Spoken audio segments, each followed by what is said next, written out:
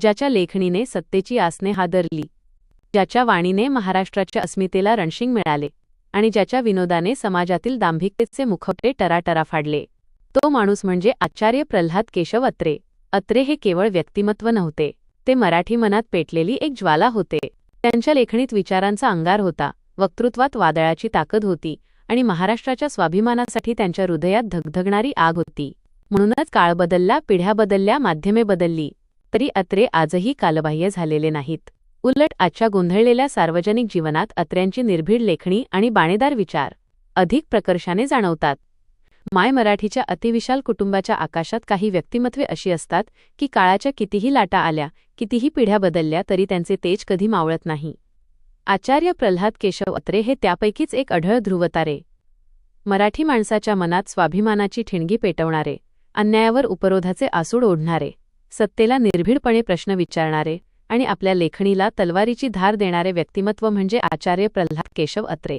शिक्षक, साहित्यिक, नाटककार, कवी, विडंबनकार, पत्रकार, संपादक, चित्रपट दिग्दर्शक, निर्माता, प्रभावी वक्ता आणि संयुक्त महाराष्ट्राच्या लढ्याचे अग्रणी सेनानी अशी त्यांच्या व्यक्तिमत्वाची अनेक रूपे आहेत. मात्र या सर्व रूपांना जोडणारा एक समान धागा होता, मराठी माणसाच्या स्वाभिमानासाठी अखंड लढण्याची वृत्ती.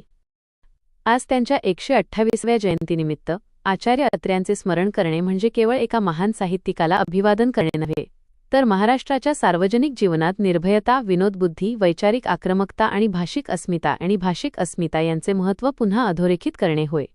अत्रे नावाचे वादळ. अत्रे यांचे व्यक्तिमत्वच असे होते की ते ज्या क्षेत्रात गेले त्या क्षेत्रावर त्यांनी आपला ठसा उमटवला. शिक्षक म्हणून विद्यार्थ्यांच्या मनात घर करणारे अत्रे पुढे साहित्यिक झाले, नाटककार झाले, चित्रपटसृष्टीत गेले, पत्रकार झाले आणि शेवटी संयुक्त महाराष्ट्राच्या चळवळीतील सर्वसामान्य जनतेचा बुलंद आवाज बनले. त्यांच्या भाषेत विनोद होता, पण तो केवळ हसवण्यासाठी नव्हता. त्यांच्या उपरोधामागे सामाजिक जाणीव होती. त्यांच्या लेखणीत धार होती, पण ती केवळ टीका करण्यासाठी नव्हती, ती समाजाला जागे करण्यासाठी होती. अत्रे यांच्या वक्तृत्वाची ताकद अशी होती की सभा सुरू झाली की हजारो लोक मंत्रमुग्ध होऊन ऐकत.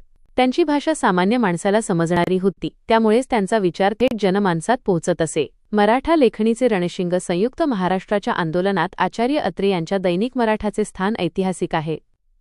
1956 मध्ये सुरू झालेल्या या वृत्तपत्राने संयुक्त महाराष्ट्राच्या मागणीला केवळ प्रसिद्धी दिली नाही, तर ती जनतेच्या मनातील ज्वलंत भावना बनविण्यात मोठी भूमिका बजावली. मराठामधील अग्रलेख, व्यंगचित्रे, उपरोधिक लेख आणि अत्र्यांची तडफदार भाषा सत्ताधाऱ्यांना थेट आव्हान देत होती. मुंबईसह संयुक्त महाराष्ट्राचा प्रश्न हा केवळ प्रशासकीय पुनर्रचनेचा विषय नाही, तर मराठी माणसाच्या अस्मितेचा आणि स्वाभिमानाचा प्रश्न आहे, ही भावना त्यांनी जनमानसात रुजवली. अत्रे यांच्या सभा म्हणजे जणू विचारांचे रणांगणच. त्यांचे वक्तृत्व कधी विनोदी, कधी उपरोधिक, कधी भावनिक, तर कधी प्रचंड आक्रमक असे. मात्र प्रत्येक शब्दामागे महाराष्ट्राच्या हिताची भूमिका असे. संयुक्त महाराष्ट्राच्या लढ्यात अनेक नेते, कार्यकर्ते आणि सामान्य नागरिक रस्त्यावर उतरले. हुतात्म्यांनी बलिदान दिले. या संपूर्ण संघर्षात अत्रे यांनी लेखणी, वाणी आणि जनसंघटन या तिन्ही शस्त्रांचा प्रभावी वापर केला. साहित्याच्या रंगभूमीवरचा भाषाप्रभू आचार्य अत्रे यांचे साहित्य विश्व तितकेच समृद्ध आहे.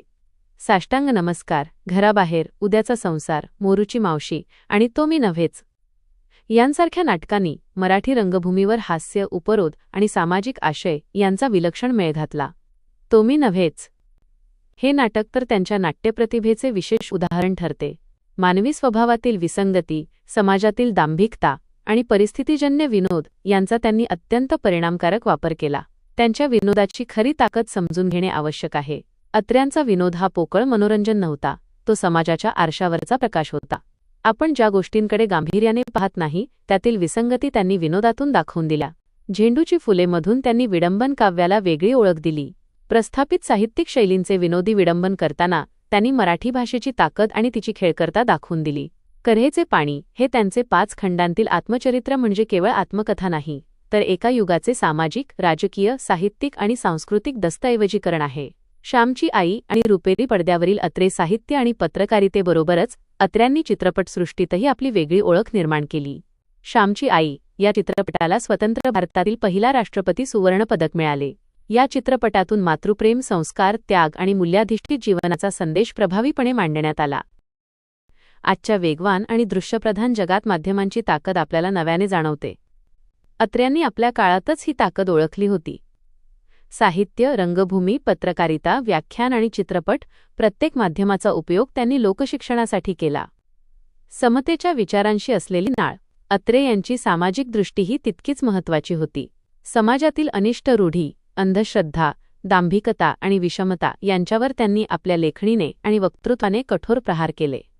महामानव डॉक्टर बाबासाहेब आंबेडकरांविषयी त्यांच्या मनात असलेला आदर आणि त्यांच्या सामाजिक समतेच्या विचारांना दिलेले वैचारिक महत्त्व हे अत्र्यांच्या व्यापक सामाजिक दृष्टिकोनाचे द्योतक आहे. अत्रे यांच्यासाठी महाराष्ट्राची अस्मिता म्हणजे केवळ भाषिक अभिमान नव्हता. महाराष्ट्र म्हणजे माणूस, त्याचा स्वाभिमान, त्याचे अधिकार आणि सामाजिक न्यायाची जाणीव असा व्यापक अर्थ त्यांच्या विचारविश्वात दिसतो. म्हणूनच अत्र्यांना केवळ एका राजकीय भूमिकेच्या चौकटीत बंदिस्त करणे योग्य ठरणार नाही. ते प्रश्न विचारणारे होते, ते प्रस्थापितांना आव्हान देणारे होते आणि सर्वांत महत्त्वाचे म्हणजे ते समाजाला विचार करायला भाग पाडणारे होते. आजच्या महाराष्ट्राला अत्रे का हवेत? आज महाराष्ट्र बदलला आहे. तंत्रज्ञान बदलले आहे. माध्यमांचे स्वरूप बदलले आहे. वृत्तपत्राबरोबर डिजिटल माध्यमे, समाज माध्यमे, यूट्यूब आणि असंख्य माहितीचे स्रोत आपल्या हातात आले आहेत. पण एक गोष्ट बदललेली नाही, सत्य आणि असत्य यांच्यातील संघर्ष. आज माहितीचा स्फोट झाला आहे, मात्र विवेकाचा स्फोट झालेला नाही. सोशल मीडियावर अफवा क्षणार्धात पसरतात. अर्धवट माहितीवर मतप्रवाह तयार होतात. राजकीय आणि सामाजिक चर्चेत वैचारिक शिस्त कमी होताना दिसते. अशावेळी अत्र्यांची पत्रकारिता आठवते. अत्र्यांकडून आजच्या पत्रकारितेने काय शिकावे? निर्भयपणा, प्रश्न विचारण्याची हिंमत, सत्तेच्या कोणत्याही बाजूला असो, चुकीचे दिसले तर त्यावर बोट ठेवण्याची ताकद, आणि सर्वांत महत्त्वाचे म्हणजे वाचकाला केवळ उत्तेजित न करता त्याला विचार करायला लावण्याची जबाबदारी. मराठी भाषेबाबतही अत्र्यांची भूमिका आज तितकीच महत्त्वाची आहे. जागतिकीकरणाच्या काळात इंग्रजी किंवा इतर भाषांचा द्वेष करण्याची गरज नाही, पण आपल्या मातृभाषेचा न्यूनगंड बाळगण्याचेही कारण नाही. मराठी भाषा जिवंत ठेवायची असेल तर ती घरात, शिक्षणात, व्यवहारात, प्रशासनात, उद्योगात, विज्ञानात आणि नव्या तंत्रज्ञानात समर्थपणे वापरावी लागेल. मराठीवर प्रेम करणे म्हणजे दुसऱ्या भाषेचा द्वेष करणे नव्हे, तर स्वतःच्या भाषेचा अभिमानाने स्वीकार करणे होय. हा स्वाभिमान अत्र्यांच्या विचारांतून शिकता येतो. अत्र्यांचा वारसा म्हणजे निर्भयतेचा वारसा. अत्रे यांचे मोठेपण त्यांच्या प्रतिभेत जितके आहे तितकेच त्यांच्या निर्भय स्वभावात आहे. ते लोकप्रियतेच्या मागे धावणारे नव्हते. लोकप्रियता मिळाली ती त्यांच्या निर्भीड भूमिकेमुळे. त्यांनी लोकांना हसवले, पण त्याचवेळी विचार करायला भाग पाडले. त्यांनी सत्तेला प्रश्न विचारले, पण समाजालाही आरसा दाखवला. आजच्या पिढीसमोर अत्र्यांचा सर्वांत मोठा संदेश कदाचित हाच आहे: विचार करा, प्रश्न विचारा, अन्यायाला विरोध करा, आपल्या भाषेचा आणि संस्कृतीचा अभिमान बाळगा, पण विवेक कधीही सोडू नका. अत्र्यांना खरे अभिवादन त्यांच्या पुतळ्याला हार घालण्यात नाही, तर त्यांच्या निर्भयतेचा काही अंश आपल्या सार्वजनिक जीवनात आणण्यात आहे. ध्रुवताऱ्याला विनम्र अभिवादन. काळ पुढे जातो, पिढ्या बदलतात, राजकारण बदलते, माध्यमे बदलतात, समाजाची अभिव्यक्ती बदलते, परंतु काही व्यक्तिमत्वे काळाच्या पलीकडे जातात. आचार्य प्रल्हाद केशव अत्रे हे असेच एक व्यक्तिमत्व. मराठी साहित्याच्या आकाशात ते तेजस्वी साहित्यिक म्हणून चमकतात. पत्रकारितेच्या इतिहासात ते निर्भीड संपादक म्हणून उभे राहतात. रंगभूमीवर ते अजरामर नाटककार म्हणून दिसतात. चित्रपटसृष्टीत त्यांची स्वतंत्र मुद्रा उमटलेली आहे. आणि संयुक्त महाराष्ट्राच्या इतिहासात ते महाराष्ट्राच्या अस्मितेसाठी झगडणारे वादळी सेनानी म्हणून सदैव स्मरणात राहतात. माय मराठीच्या अतिविशाल कुटुंबाच्या आकाशात अत्र्यांचे स्थान ध्रुवताऱ्यासारखे आढळ आहे. त्यांच्या लेखणीची धार, वक्तृत्वाची गर्जना, विनोदाची खुमारी, सामाजिक जाणीवेची तीव्रता आणि महाराष्ट्राच्या स्वाभिमानासाठी लढण्याची जिद्द या सर्वांचा वारसा पुढील पिढ्यांनी जपला पाहिजे. 128व्या जयंतीनिमित्त या महान साहित्यिकाला, पत्रकाराला, नाटककाराला, चित्रपटसृष्टीतील प्रतिभावंताला आणि संयुक्त महाराष्ट्राच्या लढ्यातील या धगधगत्या सेनानीला विनम्र अभिवादन. कमलाकर भोसले, गिरीश भोसले, अरविंद भोसले आणि समस्त भोसले परिवार, पुरंदर, पुणे यांचा आचार्य प्रल्हाद केशव अत्रे यांच्या पावन स्मृतीस त्रिवार मुजरा.